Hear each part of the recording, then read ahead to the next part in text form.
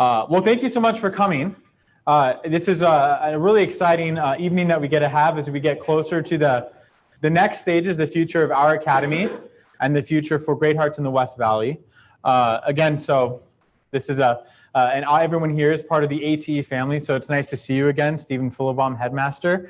The goal of this evening is twofold. So for those who are new to our academy, who were not here last April, some of this information, some of our families have already received. And so for those of you who are returning, a little bit of this will be just a reiteration of what we talked about last spring, but we also have new updates with respect to the enrollment process, and a special part of this is an opportunity to get to know Mr. Tony Cruz, the headmaster of Roosevelt Prep. So our goal is to equip you with all of the information that we have at our disposal to let you know what information is coming, when to expect that, and equip you with what you need to know for the next steps of this process. So before getting into the details of the PowerPoint and our presentation, a couple of things for those of you who are attending in person. First, thank you to the PSO, who's provided some refreshments in the back. There's water and cookies, so thank you very much for equipping that tonight.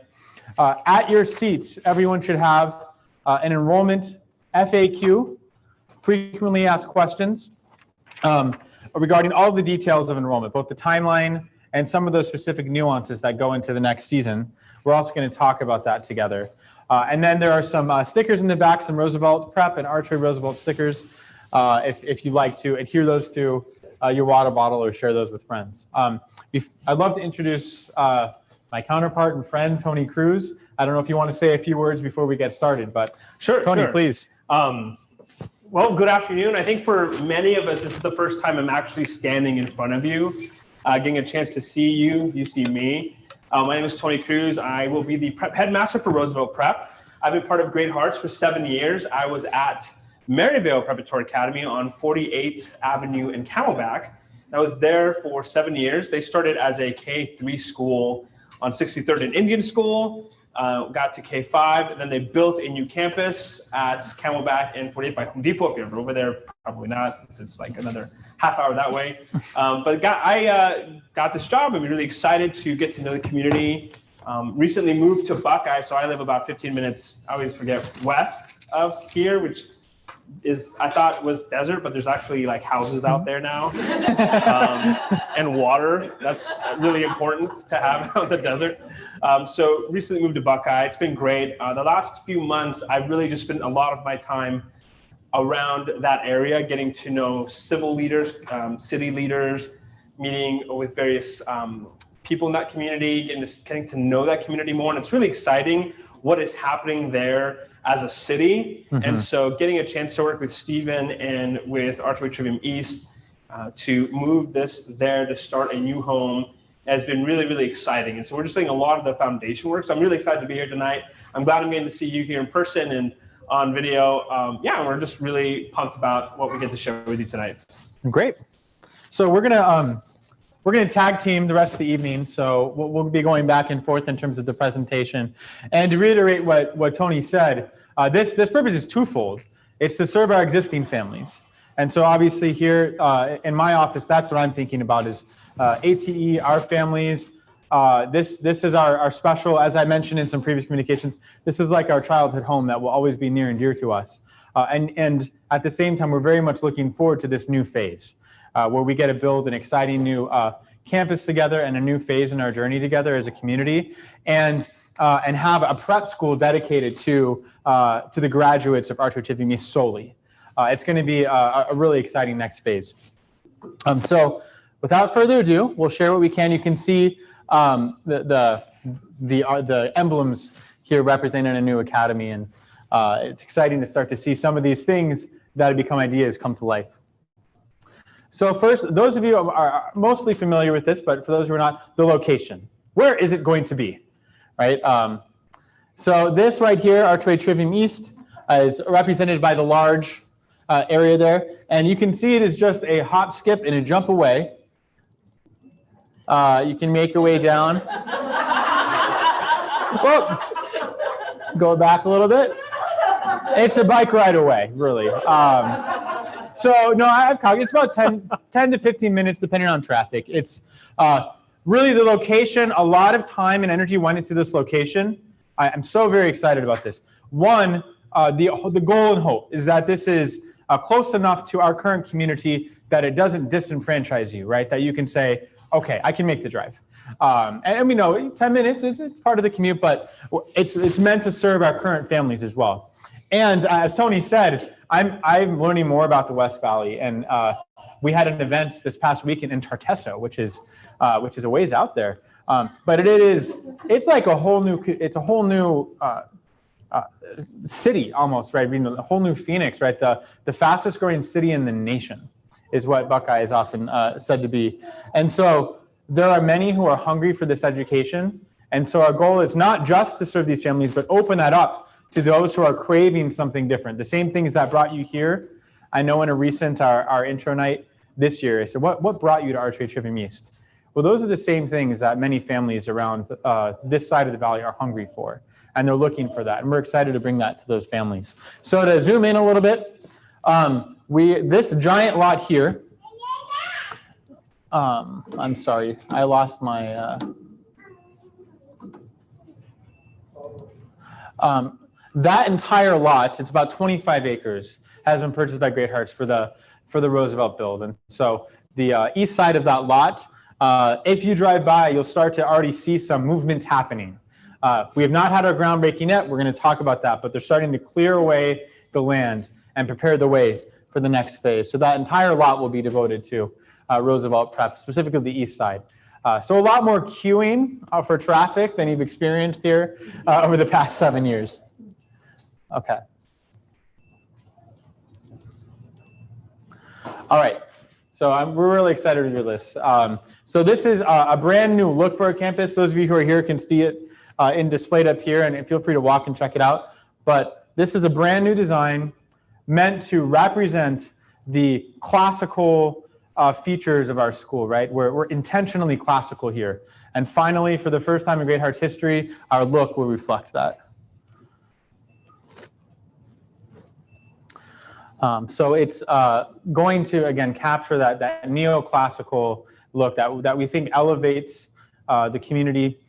We often talk about these halls, and you can see the way we decorate it as a sanctuary away from the things out there in the world that can be so distracting. And we're glad that we can have our students enter through these pillars, enter through these archways into our new home. So a few more aspects to it. Tony, feel free to weigh in at any point. I'm not trying to come in here. You can join up here if you have anything to say about the look. Let me add to that. Yeah. No, it's exciting. It's like Steven said, I think one of the most exciting things about this is that you have experienced the very beginning fruit and almost seeding of what it looks like to be a Great Hearts family. And a lot of what's the work that even Steven has done here is about cultivating this experience. And what we found is that when I'm out there and I'm talking to families, talking to councilmen, councilwomen, the mayor, and I tell them about what we're trying to do as an organization, as an educational organization and institution, everybody's excited because they're like, wait, you guys care about what? You guys care about human beings? You guys care about cultivating in children this idea that there's goodness and that there's truth and that there's a pursuit of beauty? And you want to teach kids how to be civilly minded and how to have good, respectful discourse and dialogue with one another? Wait, you're teaching kids how to solve problems and compromise in a way that serves the greater good? Wait, you're teaching kids about what it means to live in a democracy and take care of each other? And they hear all that and they're like, yes, please, we want it. And so it's really exciting that what we get to bring is not just like this new facade, this building, which is really just, like Steve was saying, the external representation of what goes inside, but the work that he has done with all the leaders here and you as a community to take that and then move that there is really, really exciting. And it's just fun that we get to do in that sweet new building. I don't know, I'm excited about it. There's like the pillars just sort of get me excited. Yes. Just like we'll see your kindergartner walking up steps through some pillared columns. They're gonna think like, they're going to be thinking, I'm going to do great things. I'm going to walk in this kindergarten classroom and listen. That's all we need is the pillars. That a solves a lot of the first quarter. Yeah. You got pillars, you solve everything. Yeah. All right. By the way, I should have said too at the beginning, there's going to be time for questions at the end. So I think I said that in initial communication. So as we're going and you're thinking, hey, I have questions bubbling up, we'll carve out time at the end. So you've already seen these. This is just some of the features of our materials here. So the name, why Roosevelt? Some of you have heard this already. It's good to hear it again. So you might think, well, which Roosevelt are we referring to? Is it Franklin or Theodore or Eleanor? It's actually a relatively unknown figure named Quentin Roosevelt. And Quentin, you don't hear much about him. He was the son of Theodore Roosevelt. He was born in the White House, born in some sense like a prince, right, to grow up in the White House. He was actually also engaged to a Vanderbilt, right? And so we're starting to build up, are those things to be praised? No, the whole point is he was a gentleman who had all of the privilege in the world, and he gave it up to become a fighter pilot in World War I, and unfortunately lost his life at age 20. And so Tony speaks so well to this, but the vision of Roosevelt is someone who gave up everything in loving sacrifice. That virtue of love and sacrifice tied together in service to the greater good and service to one's loved ones is what Roosevelt represents. And in some way, I like to think of him, as I've got to know him more, as almost that tomb of the unknown soldier kind of figure, right? You don't hear a lot of names. You don't hear buildings named after him precisely because of what he gave up. He was someone who chose sacrifice over achievement and praise. And so that becomes a figure for our students to model after, in the sense that he is the everyman who we all can be. We can all, and I'm stealing something, I'm going to send this to the community, but Tony gave a speech and talked about how loving sacrifice has no prerequisites, that it's something everyone can do and is attainable by everyone. And so that's something that we want to speak to in our community. So we're really excited to, it's a different angle that we've gone to as a network to choose a figure like this. And so we're excited to embrace this. And so that's going to bring up the next, getting into the actual school. So the academy structure. This is the model for most of our new academies. And so a lot of this, the way this will affect you is more backdoor, charter law, that sort of thing than your actual experience. But the academy will actually be Great Hearts Roosevelt, one school, K and eventually through 12. One K through 12 school with two unique programs, the K through 5 Archway program and the 6 through 12 prep program.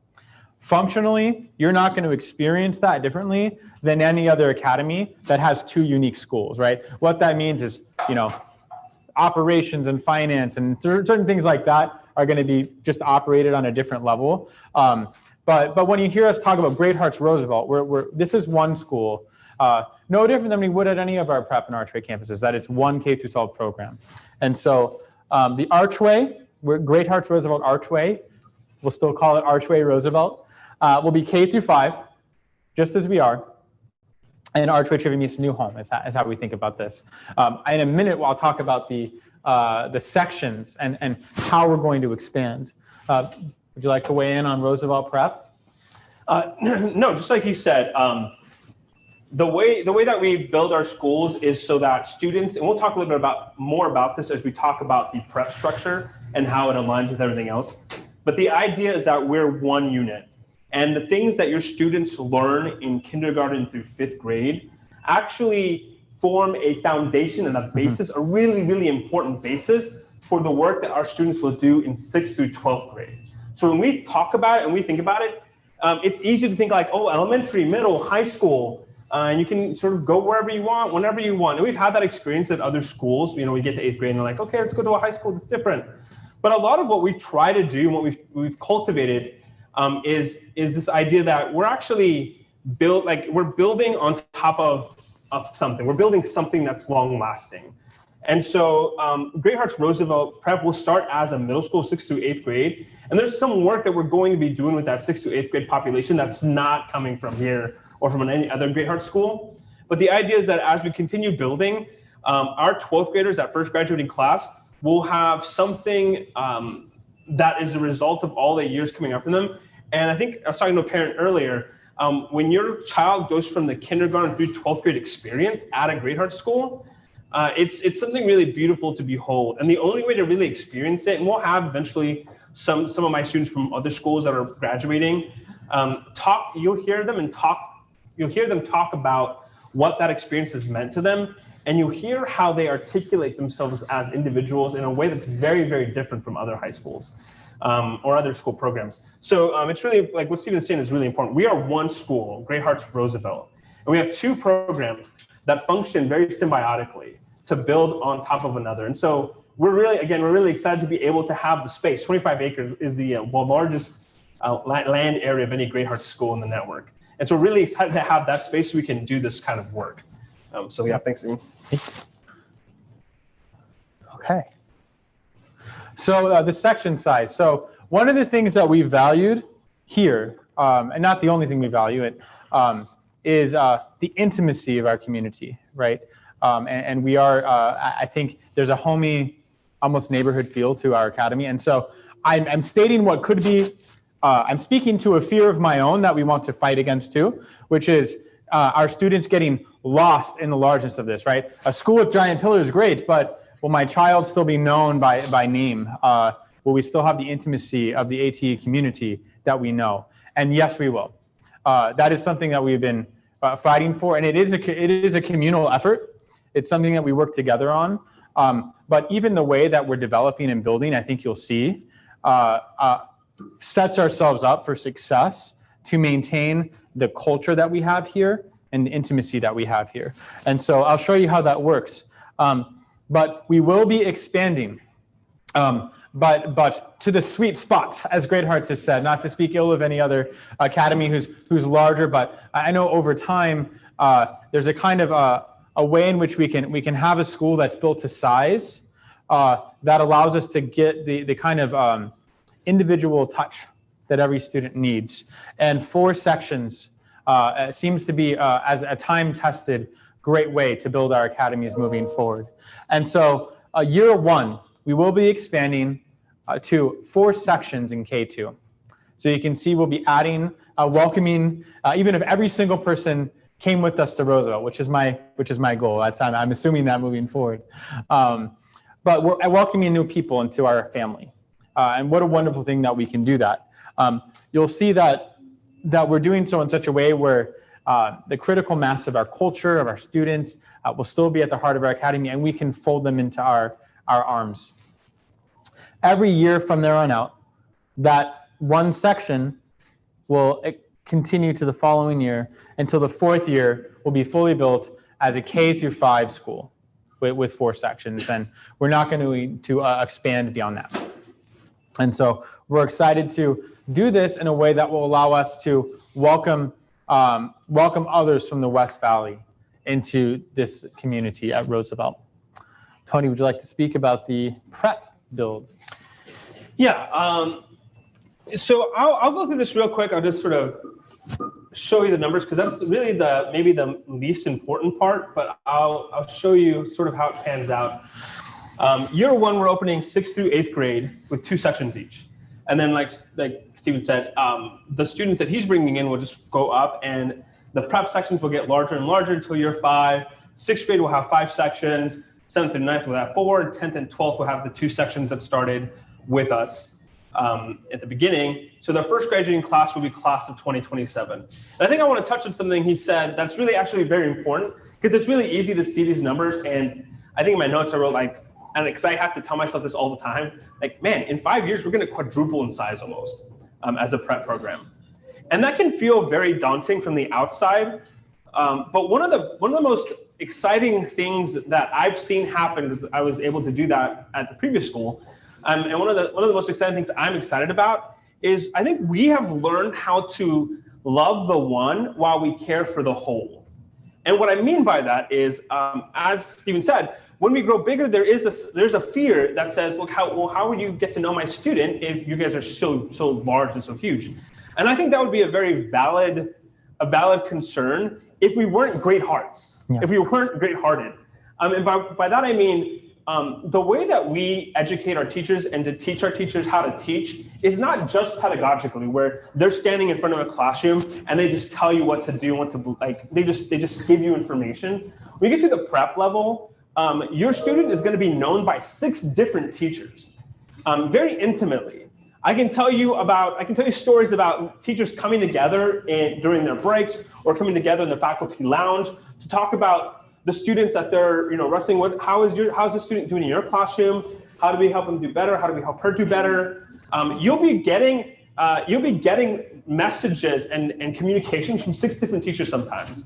And so in a lot of ways, what happens when you move into the prep program from Archway is that the amount of communication is compounded, actually. You start receiving more information, you start getting more questions, because your teachers will want to know how to serve your student and how to serve your student well.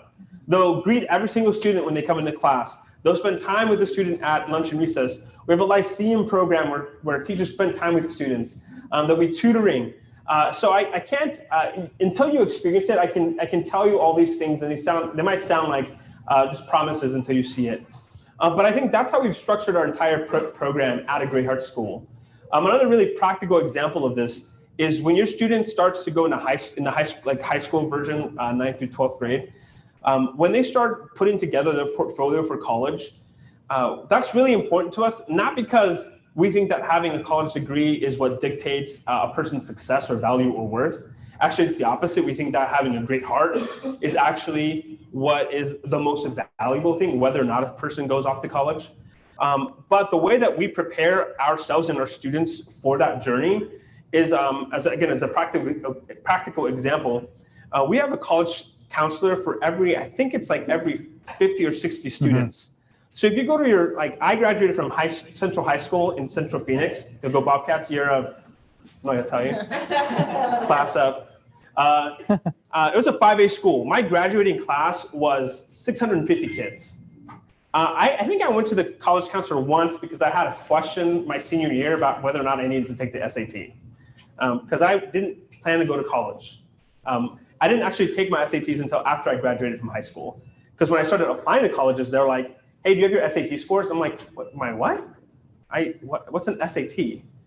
And so for me, that experience colors it actually contrasts the difference between that and a Great Heart School experience, where your college counselor will be meeting with your student on a very regular basis from the year that they're sophomores all the way through high schools, developing their college application portfolio, helping them understand the options and the things available to them as individuals, what makes them unique from everybody else, where do they want to go to school, what can we do to reach out to them. So there's different experiences that your student will have at a Great Heart School because of our size. So even if these numbers sound big because of what we've experienced here at Archway Trivium East, I think what I'm trying to encourage you to think about is we have learned the art, it is not a science. It's not like we do this and it's exact. I think we have learned the art of growing larger, but still learning to love the one as we care for the whole. Mm-hmm. And that's kind of what I want to emphasize to you. I think we do a really good job of that. And again, that's part of our emphasis as a school on developing and nurturing and cultivating the heart of your student. It means that we have to know your student on a very individual basis, and we actually create programming and support for your students in a way that happens. And so it's going to be really exciting to get our first graduating class of 2027. And we will grow big quickly, but we'll be growing big quickly together. And there'll be a lot of things that we are going to be doing together now that we're going to have 25 acres of land to do that together, right? I don't want to shout out any crazy ideas, but I mean, like camp outs. No camp outs. 25 acres is a lot. But I mean, just imagine the idea of sitting with every other Great Hearts Roosevelt family on the football field on a Saturday, watching a movie between the field goal posts, eating popcorn and having fun as your kids play on the playground and throw a soccer ball around, or not a soccer ball, I guess, but a football. That's how often I play soccer. I'm a basketball player.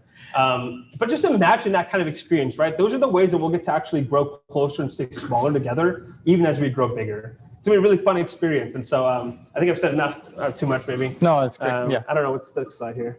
I'll let you. Okay, the curriculum. Yeah, we could go And for the sake of time, I won't rehash all the details about curriculum because I waxed poetic about that at curriculum night enough. But Tony, is there anything you'd like to say about the 6 through 12 curriculum? There's a lot we could say. I mean, there's a lot we can say. I'll say again. Sorry, I feel like I just stepped off now. Excuse me, Steve. Yeah, thank you. Welcome back. I will say this. One of the best ways, I think I've alluded to this already, in understanding the K through 12 curriculum, is that K through 5 functions very much. You'll see like phonics, spelling, literature, and probably everything that Headmaster Philbaum has already talked to you about. Middle school functions as sort of the finer parts of what we call the grammar in a trivium, which is really just like understanding as much as you can about a thing. What can you see? What words can you use to describe the thing you're seeing? How can you create a shared language? What are the fundamental things that you can do? So like 6 through 8 in literature and composition, they're breaking down sentences, sentence diagramming, reading books, making sure they understand the idea of a book, but really spending a lot of time learning how to write well. In history, they're getting a breadth and understanding of the scope of the trajectory of the Western tradition, Western canon. In mathematics, they're moving from concrete things like numbers to things that are abstract, like variables. Like, wait, how's a letter stand in for a number? That doesn't make any sense. A letter's a letter, a number's a number. You can't mix those. Yes, you can. It gets crazier too. Science, you're still learning about the things that you can see in the world, right? Life science, earth science, physical science. In Latin, they're introduced to the idea of communication, the foundation of communication by studying a different language, which, by the way, if you've ever done that, strengthens the understanding that you have of grammar in your own language. And then music and art, so they do that. But when they do that in 6th through 8th grade, it actually creates this really powerful foundation for 9th through 10th grade, where they start to move into like the logic and rhetoric phases, where they start to understand arguments. This is why when your kid is a freshman or sophomore, or when we were freshmen and sophomores, right? We started to question authority, ask a lot more questions, analyze arguments, start arguing too, because it's human nature. But what we will do is we will teach students how to follow flows of argument, how to track things. So we're not going to teach them how to argue yet. We're going to teach them how to pay attention to what somebody is saying and to understand, to seek understanding. So humane letters, they'll be doing that with primary documents. So students will read the Declaration of Independence. They'll read the Constitution. They'll talk about it. They'll understand the trajectory. In geometry and some of the more maths, they'll start moving again from concrete to even more abstract. They'll say like, oh yeah, finally, man, that letter representing numbers thing was really, really hard. And then they'll move into pre-calculus and calculus 2. And they'll be doing things that I never did that are just confusing and mind-boggling. And they'll move into biology. So they'll move from things they can observe down to things that they can't with their eyes. They'll start to see the nuances of the world around them. And all of that is really preparation for when they're 11th and 12th graders, where they can start articulating their own thoughts really, really well in a way that is reasoned, in a way that is sound, in a way that is civil, in a way that they're acting out of their conviction, out of confidence from themselves, and starting to become young adults, right? Because when they leave our program from K to 12, we're preparing them to go into a world as young adults that will contribute to society, that will try to make it better for everybody, that will try to make it more compassionate, more humane, more just. And we think in order to do that, there's actually a way that we feel like is the best way to do that. And that's to teach them these things. So our curriculum is really guided towards that. It's not just, hey, let's give them really hard things to do, because it is actually really, really hard to do some of these things. But what we're saying is, let's use these things that'll challenge their minds to teach them how to be a better human being. And that's what's exciting about our curriculum. So again, it's all really part of a whole, and we're excited to be doing this work together. Sorry, don't ask me if I want to talk again, because I'll just keep talking.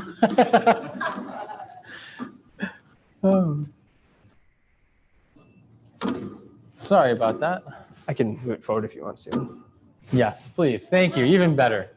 All right. Extracurriculars. I'm inviting you to talk again now, because that's a question on everyone's mind is what kind of extracurriculars will be there at the prep level? Yeah. Okay. So here you go. Okay. Well.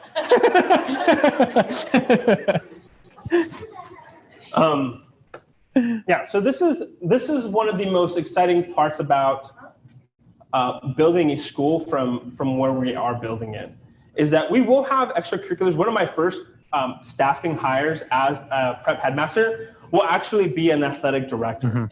An athletic director whose sole purpose really is going to be to develop our athletic program. And again, I've seen this happen from start to like the last school was that just had their first tackle football game and they won, which is great to think about because I remember these kids playing flag football at a city park because we didn't have a campus, and now they're playing tackle football on their own field. So as we start, we're going to have some of the general offerings that you see up there. Again, depending on the number of students we have participating, the goal for me for athletics is to provide as much as we possibly can that's sustainable for our families and for kids. And in a way that's going to teach them about honor and victory, right? As a prep program, we want to win, like as part of our athletic program and extracurriculars.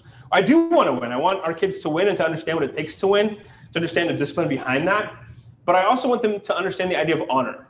And that, if you don't win, that doesn't mean that you act a certain way because you lose.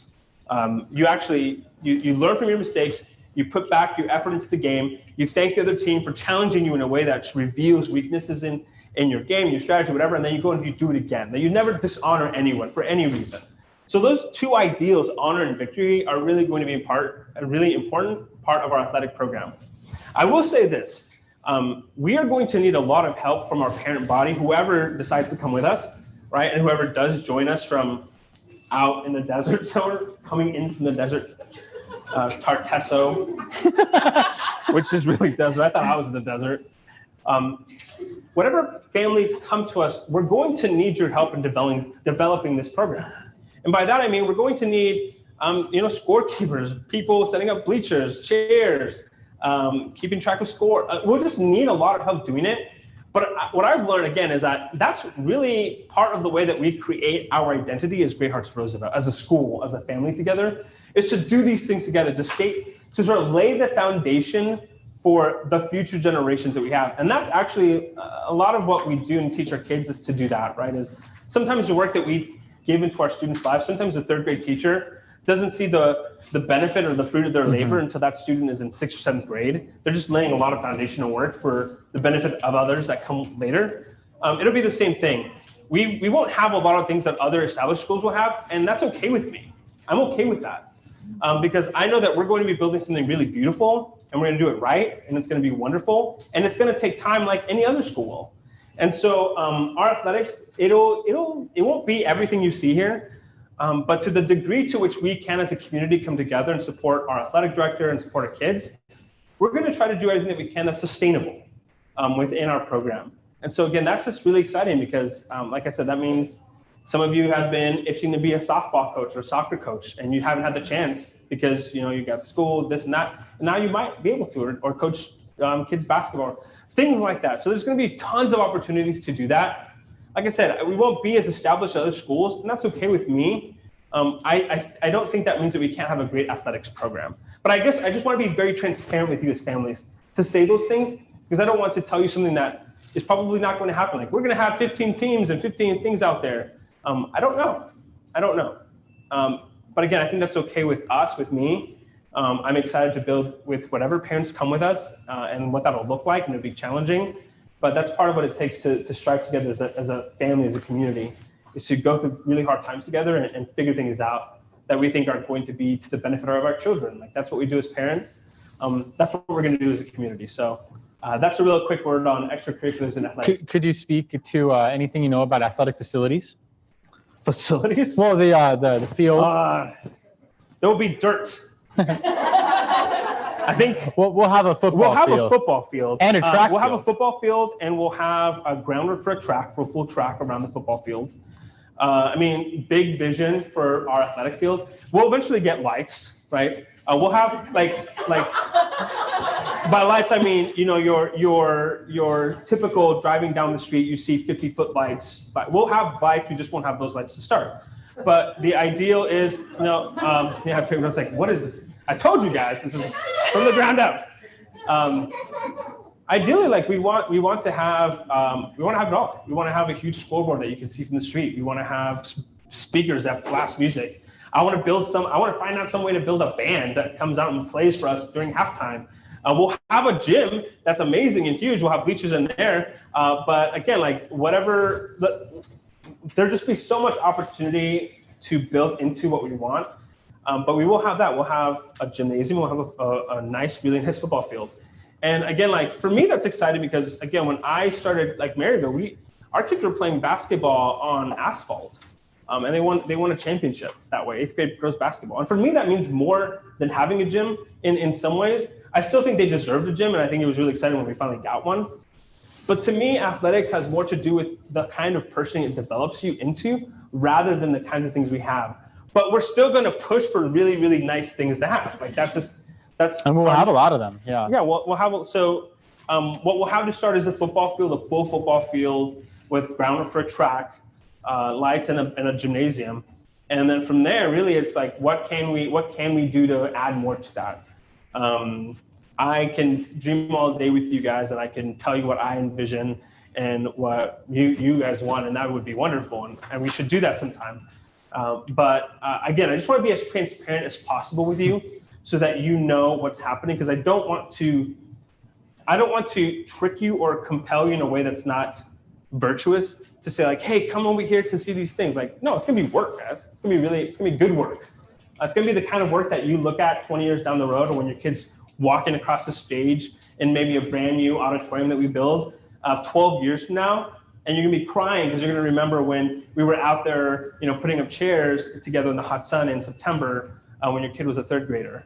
It's gonna be those kinds of memories, and that's what we're looking forward to. So if you have any other questions specifically, we can always talk, but that's a very general overview of the facilities that we'll have. Facilities is a strong word, Mr. Yeah. Thank you for setting that up for me. You're welcome. I threw it to you, so we'll I don't have have a popcorn stand. Yeah, for sure. Yeah. Now I think it's good to think about what we will have from day one that we've dreamed of here as well. Okay, so our mascot. So we are going to be. I'm going to hand over there so you can see. This is not our actual mascot mock-up, but obviously the Athenians are very near and dear to us. The Athenians have become a cultural icon for our community.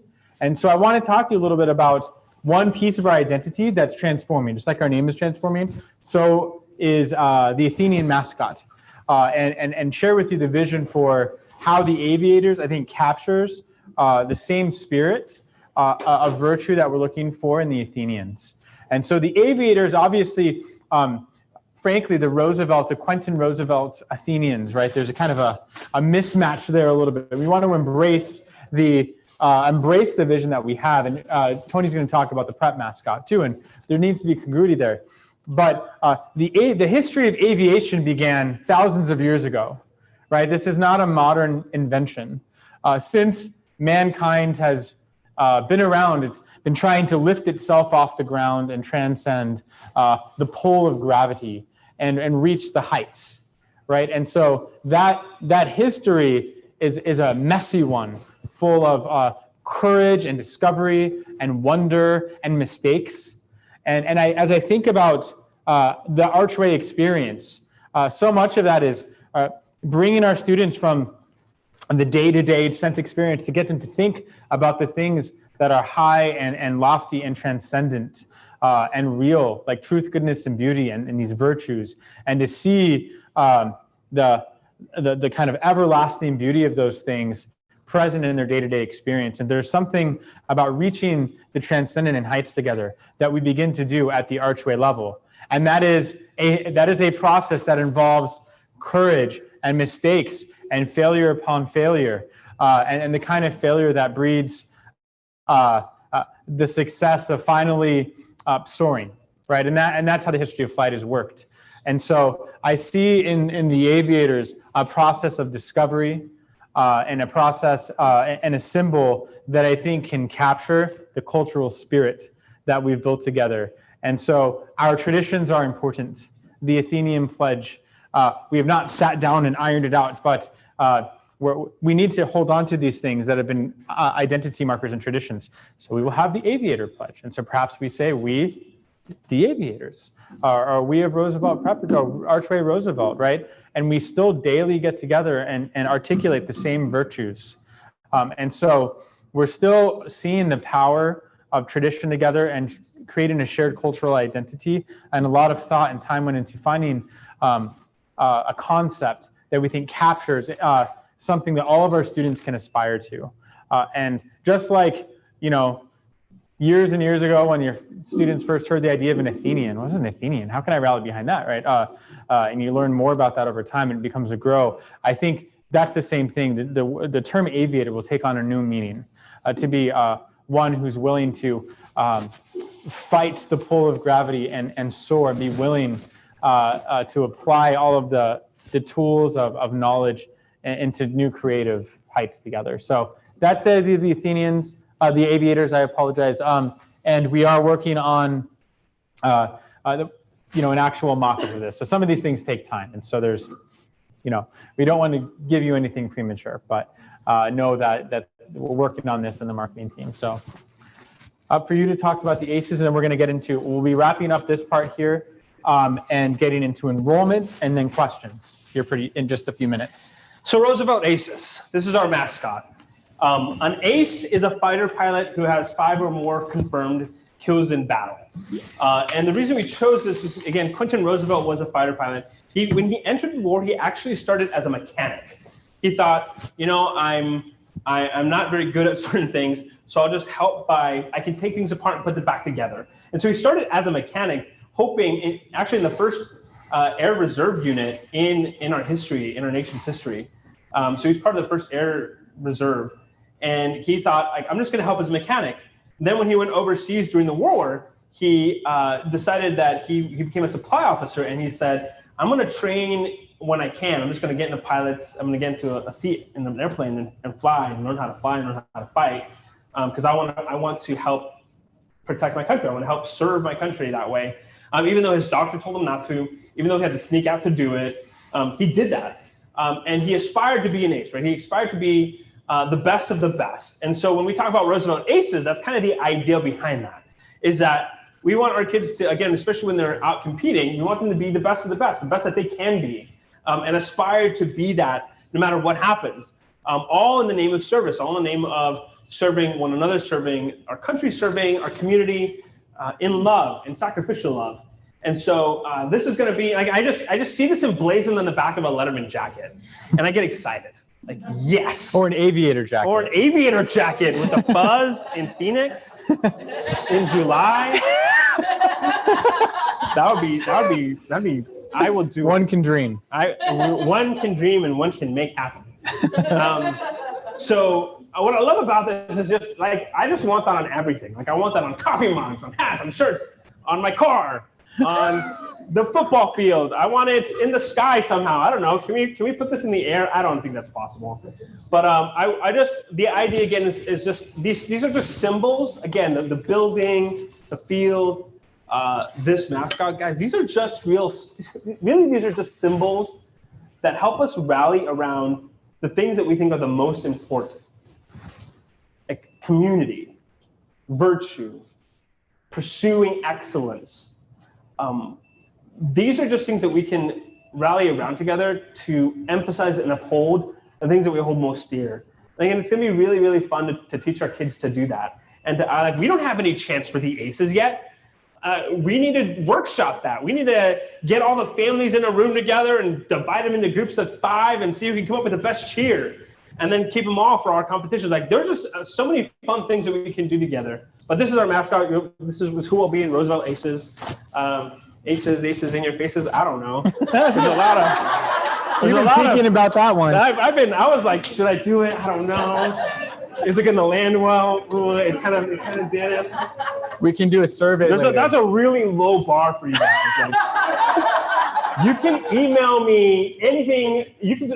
You stumble over that accidentally. You can email me anything that's much better than that. Please. I think that was reverse psychology. If you don't think of something, it will be aces in your faces. Yeah. It's almost a threat at this point. If you don't come up with anything better, guys, like students in the classroom, then it's going to be aces in your faces. And nobody wants that. I don't know. Does somebody want that? Nobody? That's the first I heard this. Nobody does want that. Everyone's all right. So I know we're burning with some questions about enrollment and the processes. I'm going to give you a kind of a nutshell of this. And sorry, these are supposed to kind of pop up in order here. There are a lot more details here, and certainly opportunity for sit-down conversations. But here's broad strokes, right?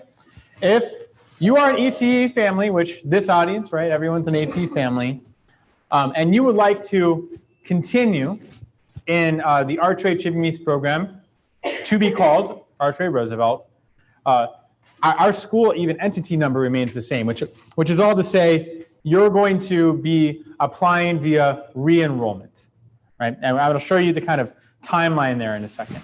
But essentially, you'll re-enroll as you do every year, right? So the idea is Roosevelt is the default, right? This is Archway is becoming Roosevelt, right? And so you're going to re-enroll, and I won't. The timeline will be March 1st through April 1st. You're going to see this. You're going to have plenty of notification about this. Now, prep, however, just like we do normally when we apply to prep, you're going to apply via open enrollment. And open enrollment is much earlier, hence the timing of this meeting today, right? We could have delayed this 6 months and had a lot more detailed information from you, like the first day of school, right? But we know that there are questions coming up, and we want to get ahead of this so that you can be prepared, you can be talking to your children, and you can be talking to us and asking questions. So if you're going to prep, it will be open enrollment, which is November 8th through December 10th. So that is just here in a month and a half or so. And of course, the question, my posture, my hope, my prayer is to bring everyone with us. We do recognize there are going to be circumstances where you cannot attend Roosevelt, right? Perhaps your students are at the prep level 9 through 12 already. You want them to be part of the same program. So we understand that. So if that is the case, then you will apply to another academy during during open enrollment, right? Which is, again, November 8th to December 10th. So if you're not planning on coming with us, open enrollment would be that time period.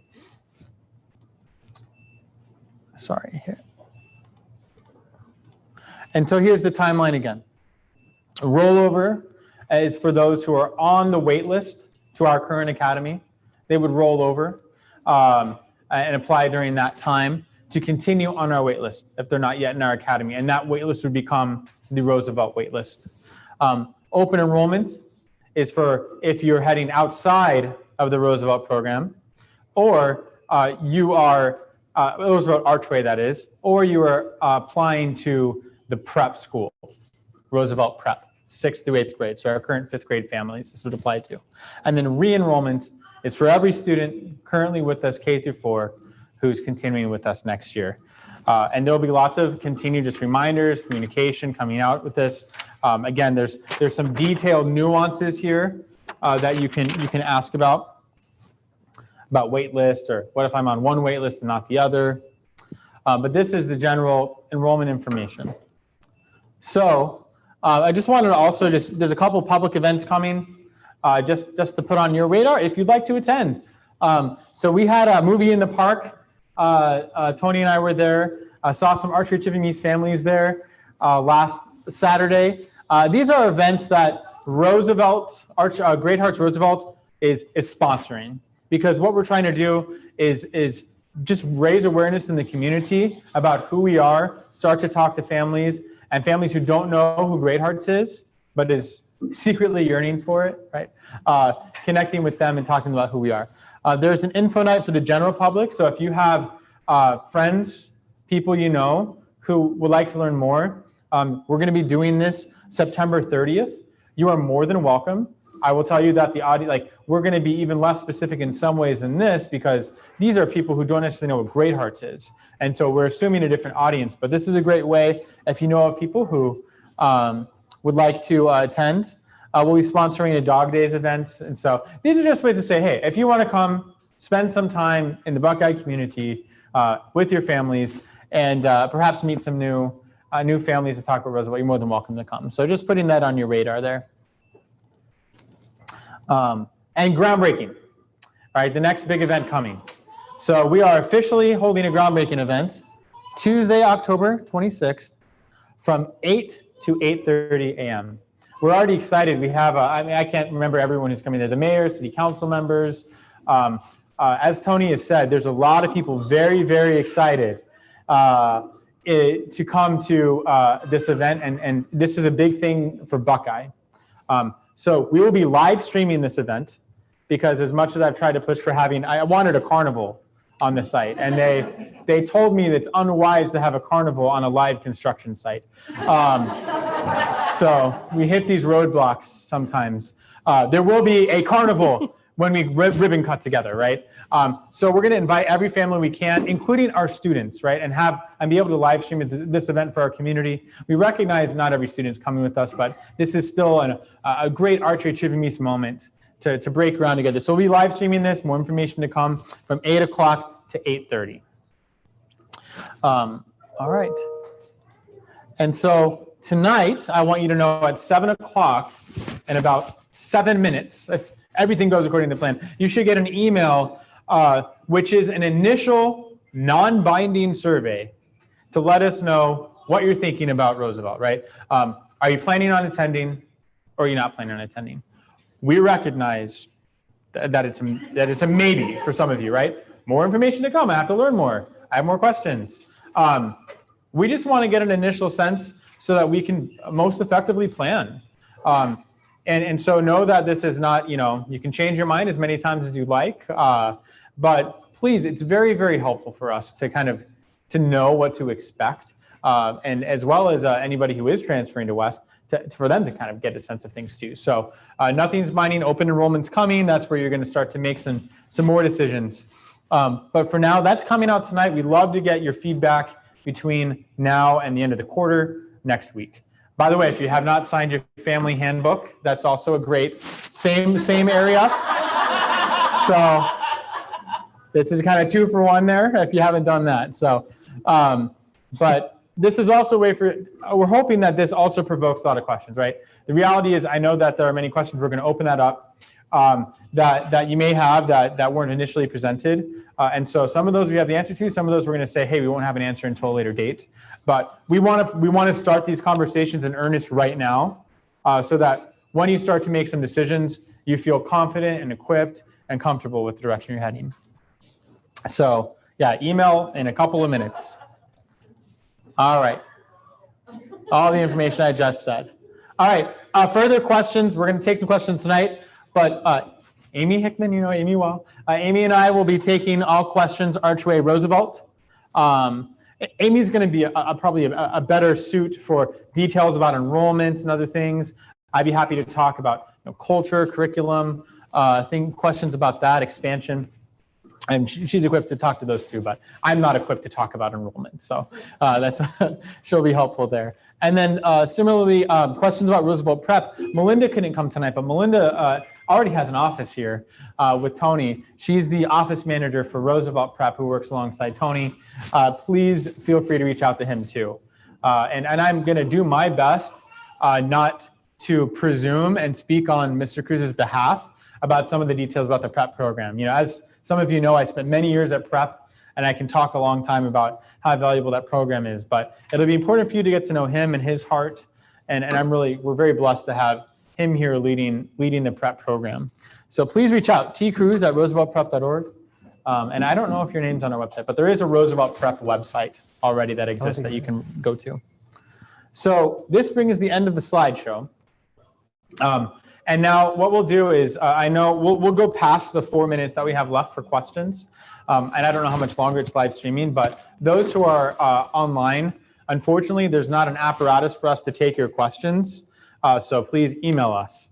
And I can answer a question via email or set up a time to meet if it's a longer question. Those here, we're just going to take questions. Tony, if you want to pick someone, you can be the question picker. And then what we'll do is I'll repeat the question for those listening, and we'll do our best to help out. So thank you very much. Let's see, just 2, 1, 2, 3, 4. Okay, I see you. Okay. Mine's super easy logistical question, but as a mom of 3 future aviators, do you happen to know the uniform colors? So as financially we see really cheap shirts of certain colors? Yes, good question. We do not yet know the precise uniform colors for the prep school.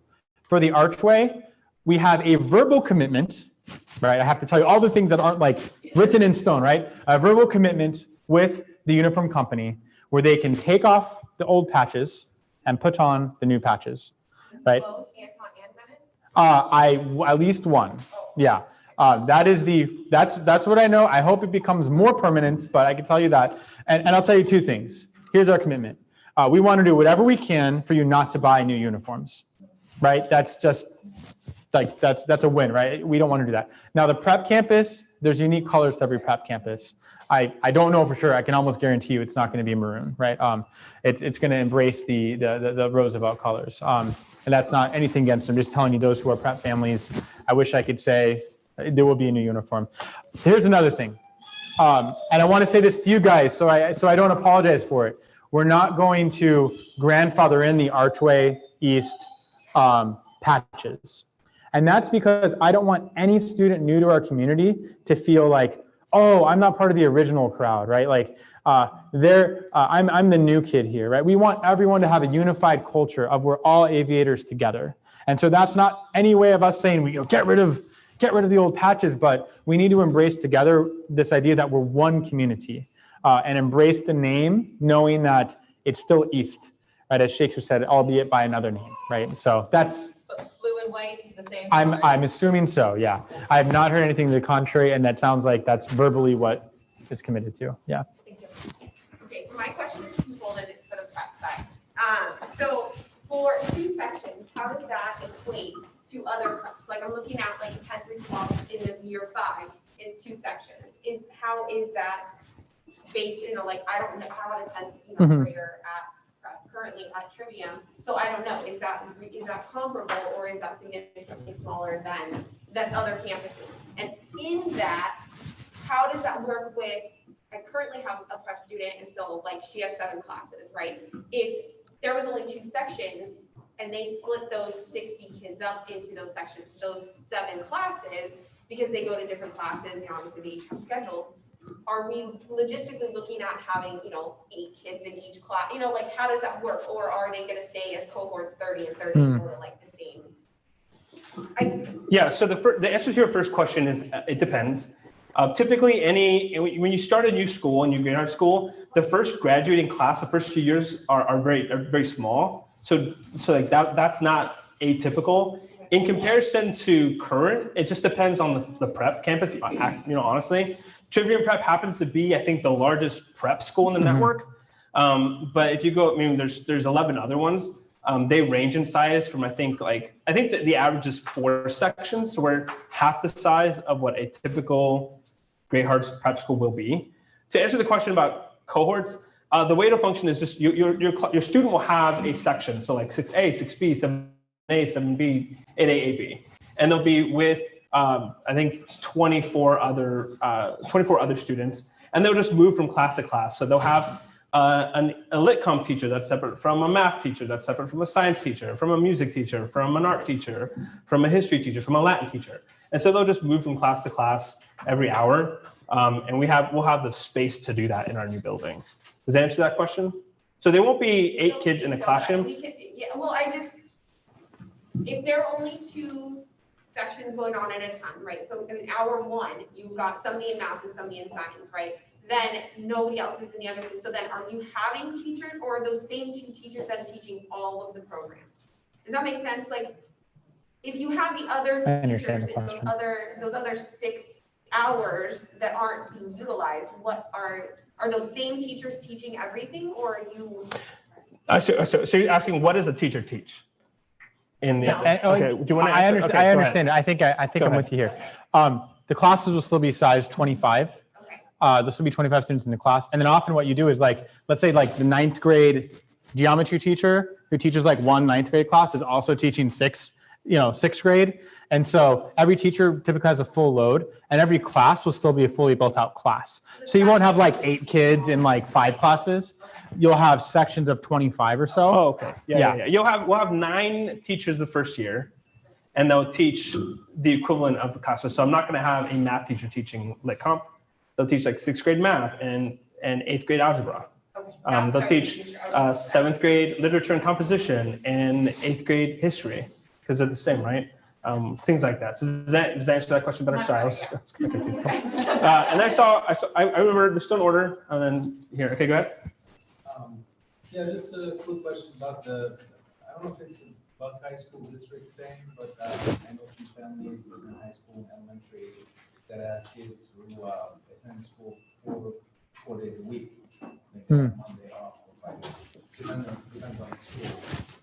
I'm not sure if we'll be adopting the same, if it's a school district rule or school by school. No, because we're a charter, we operate under charter law. There's certain things that we don't have to do that, like the district will mandate. We will be Monday through Friday, like a Monday through Friday school. Yeah. Yeah, we'll be operating. And hours will be like, we'll talk more about hours, start and finish for different programs, but anticipate Monday through Friday like we normally do. yeah, that's the Great Hearts program. And then just to anticipate a question that's out there, we would love to say, hey, we have the calendar for you. Those have to be run by the charter board. The charter board doesn't look into those until February. And so we'd love to get you a draft calendar earlier. But it won't be approved until February. That's the timeline. I will say this. This is, again, a non-binding verbal thing. So don't use it against me. But we as Great Hearts try to align as best we can to our surrounding districts. And so take a look at the Buckeye district, and that's probably where we're going to be starting in thinking about the school calendar for next year. So there's not one unified Great Hearts district where we all are on the same thing, because there's different days off for those families in Scottsdale, for example. So that's typically how Great Hearts works. And again, something could change, but that's how I've seen it at every new school in which I've worked. So. No, there. Oh, there. Okay, so I'm diverting, but please, some of us will have students at prep. Yes. Potentially. Yes. Some of us will have both places, so gosh, it'd be really. Absolutely. More with prep than with. Absolutely one of the considerations. Yeah, absolutely. Wait, Yeah. So like say we're gonna have some who have like a 9th through 12th grader at prep. And let's say they have a different trivia prep. Okay. Yeah, you're like, hey, I'm prep. Sorry, trivia prep, yeah. Trivia Yeah, prep. no, that makes sense. We have a different spring break that's going to create Got it, problem, got right? it, So got it. yeah, absolutely. And that's why I probably shouldn't say anything yet about calendar, because I'm going to alarm everyone, but That was my anxiety. Yeah, That yeah. was my first question. yeah, more information to come on that. Yeah, good point. I noticed that on the curriculum for the K-5, you've got Spanish, French. Oh, and yep. Latin. So is that a change that's being? That's a good question. That is that document is a kind of a catch-all document for every academy. Every academy chooses either Spanish, French, or Latin. We are intending on sticking with Latin, which is a great conversation in itself about the benefit of starting with Latin. That is not changing at this time, and so we're planning to continue with our Latin program. Yeah, good question. And then I saw here, and then Patrick, go ahead.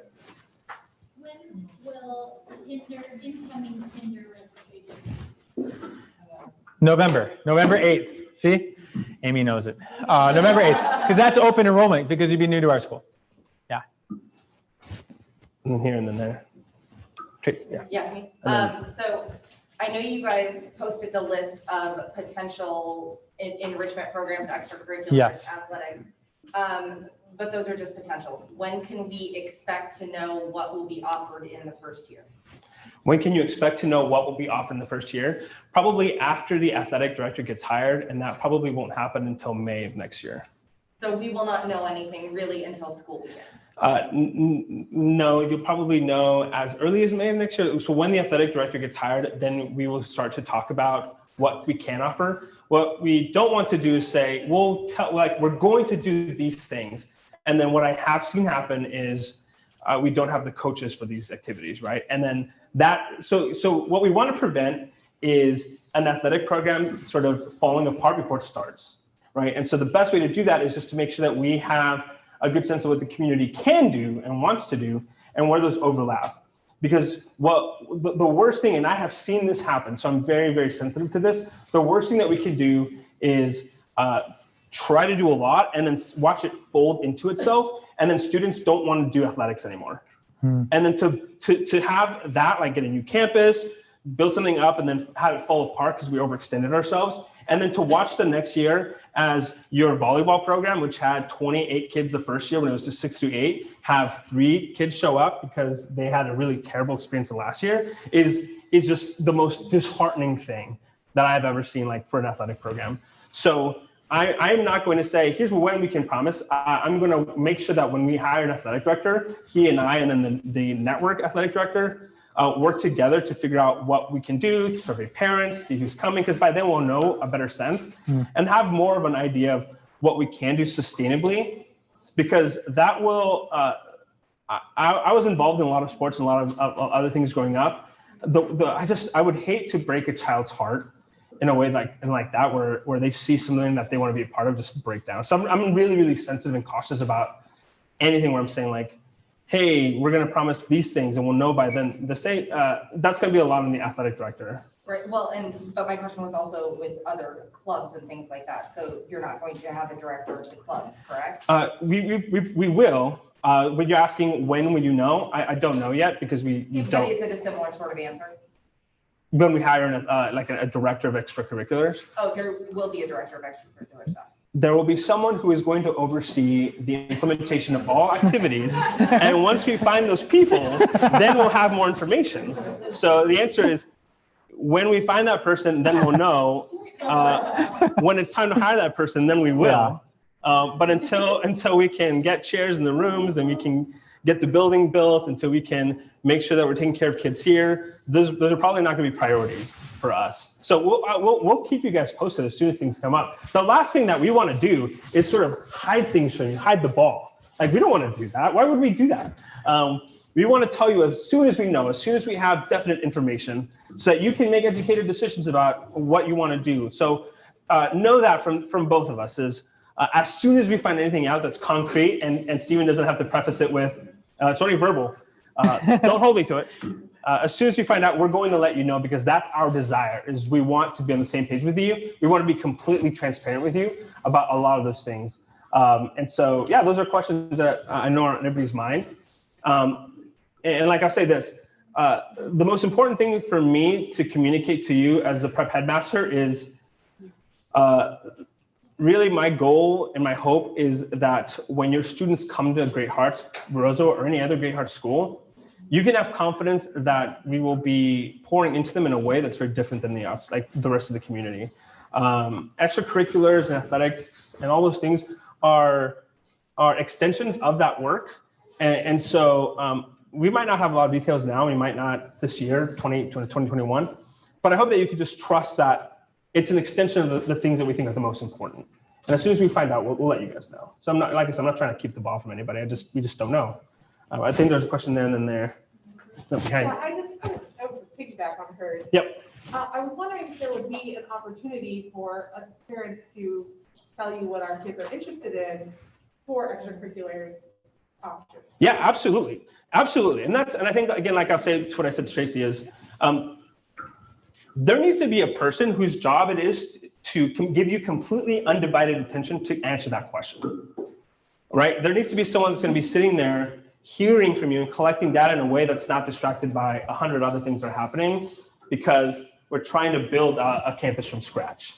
And I can tell you right now that I could do that. Like, I could write down what you have, but it's going to be on page 25. Not because it's not important, but because there's just other things that are like occupying my mind right now because of just the nature of building a new campus. It doesn't mean it's not important. It just means that I've learned those are really, really important things that you deserve to tell us and that we deserve to give honor and time and space to. And we just have to find that person to do that. And like an example, if I hear this, I might be able to go back to my executive director and say, hey, I keep hearing a lot about somebody wanting this information sooner. Is there any way that we can get an athletic director sooner than May? I don't know, but if these are the kinds of questions I hear, we can go back and ask that question. And so I'll probably do that just from tonight, which is great, right? Let's go back and say, hey, how soon can we get someone to start working on this? Because that person is going to be calling parents up and saying, hey, what are you interested in? What are your kids interested in? What can we do? Are you interested in coaching? How much experience do you have? Right? They can do that stuff. And I think it deserves that kind of attention. Does that make sense? Does that answer your question? Yeah, okay. I don't necessarily like it, but yeah. No, so me neither, right? Like I wish that I could hire an athletic director right now and start figuring all these things out. Just as much as I wish we could have,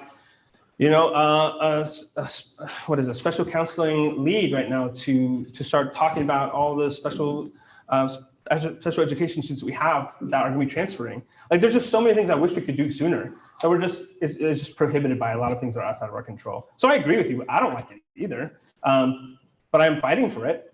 I can tell you that. Like, I'll be fighting for those things because I think it's important for our community. Sometimes it's just like way outside our control. Did you acquiesce or? I would like a clarification on, I know this is a Roosevelt implement. Yeah. On the West enrollment, I know there's a lot of parents that are asking. Yeah, absolutely. On behalf of, I have a friend who's not sitting in asking. front of me right now as I speak. Clarify, That's right. if our scholar that's going to ATE right now is going to the AT West. Yes. Not the prep, but the West. Is it rollover or open enrollment? Open enrollment. Open enrollment, On right? the- Yeah. On the literature, it says both. On here. And that. Someone who's dedicated to that work, who knows and can give time and attention. Yes. Amy Hickman. So rollover is if you applied to Trivium West before August 15th.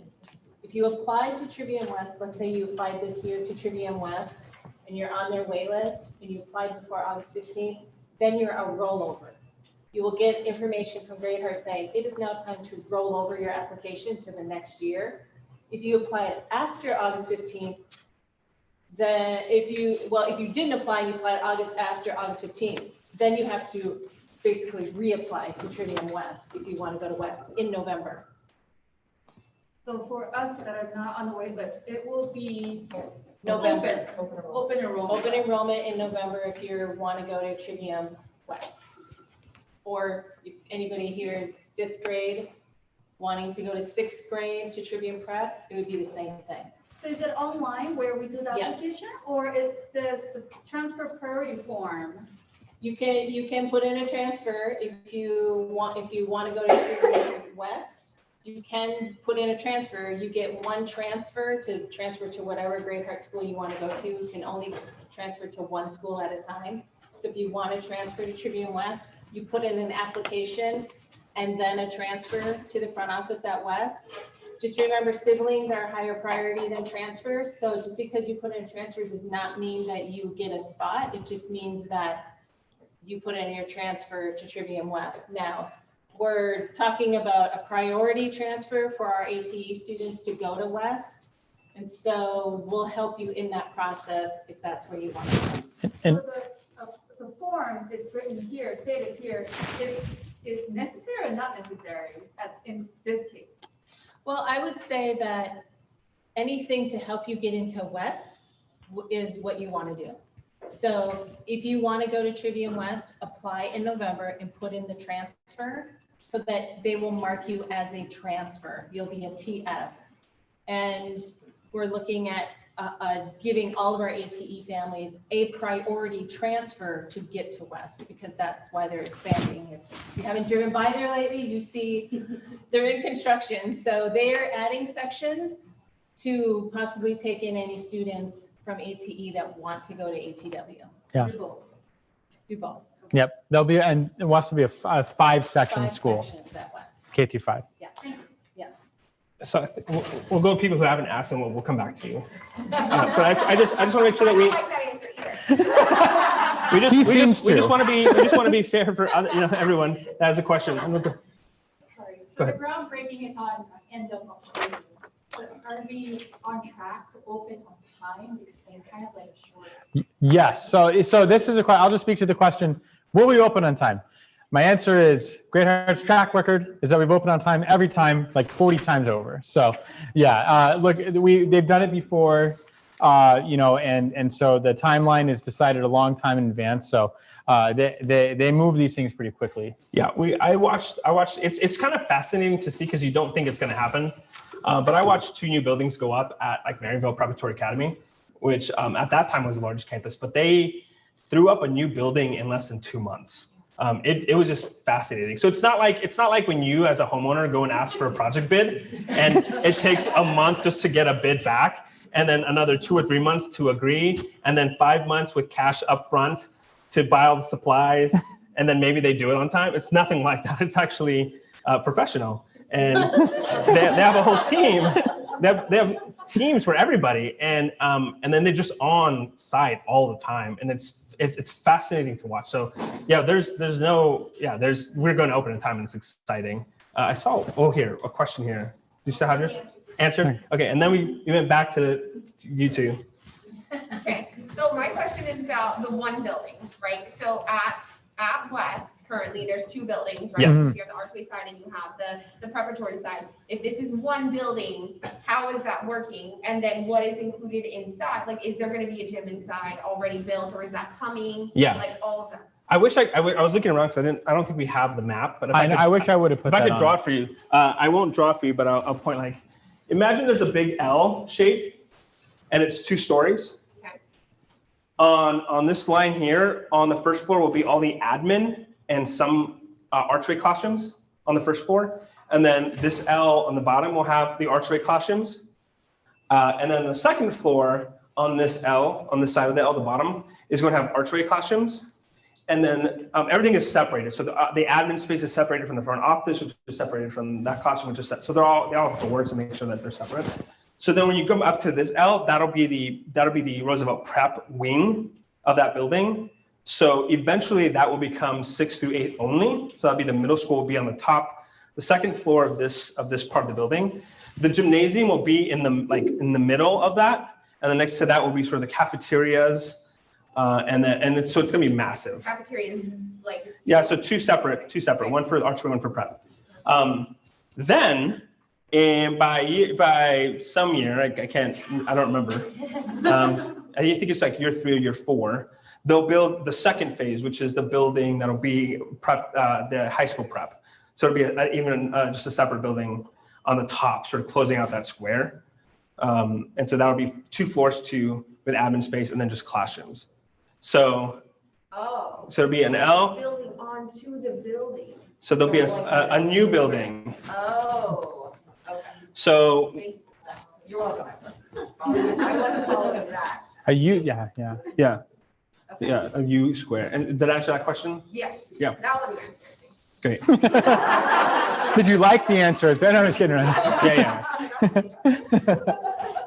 This is more minor, and I don't know if they do it at all prep schools, but I know Tribune Prep has like the houses that they have that kind of joins all the grades from 6 through 12. Will that be a structure that happens? Yes. Yeah. I think that's sort of a characteristic of Great Hearts is the idea of like camaraderie and building. And there's all kinds of ways that we can do it. And again, like that's part of what we're trying to pay attention to. Like, how do we do that with a new cohort? It's fun. It's a lot of fun. We have a lot of fun with that. But yes, it'll be a characteristic of our program. In terms of athletics, do they compete against other charter schools or district-wide or what? Yeah, my understanding is that there's a charter school association for athletics. And so they'll be competing with schools that are their same size generally, because I think you don't want them to compete against like the guys that the 600 freshmen and 600 totally funded with, all this stuff. And then, these kids come out, and I think they've done it a few times and our kids fare well, but it's not. Yeah, there's the CAA or something. I forget the acronym. And then some can apply to the AIA if they want. So when the schools get bigger, and I was thinking about like the size matters. So there are some schools that qualify as like 2A now even, and will compete against other 2A schools. Okay. Just by virtue of size and like aggregated resources over the years. It's what we'll get there eventually. Again, like I said, but any other questions? Okay. Well, as more questions come up, 2 things. So I'm going to stick around, if you want to talk offline for this evening. We have our email addresses, so please shoot an email. I'm happy to sit down and talk, or I'm speaking for you. Tony's happy to take you out to coffee. Just kidding. We want to get to know you. And he's. Are you going to be talking more about like the 5th grade thing, or we want to wait? Oh yeah, we'll get more information about the 5th grade night. You'll hear more information about what that is just from talking to people in this experience. Okay. Yeah. Great. So thank you all very much. And if you're online, thank you. Please know we wish we could have taken your questions, but just email us as well. So thank you all very much.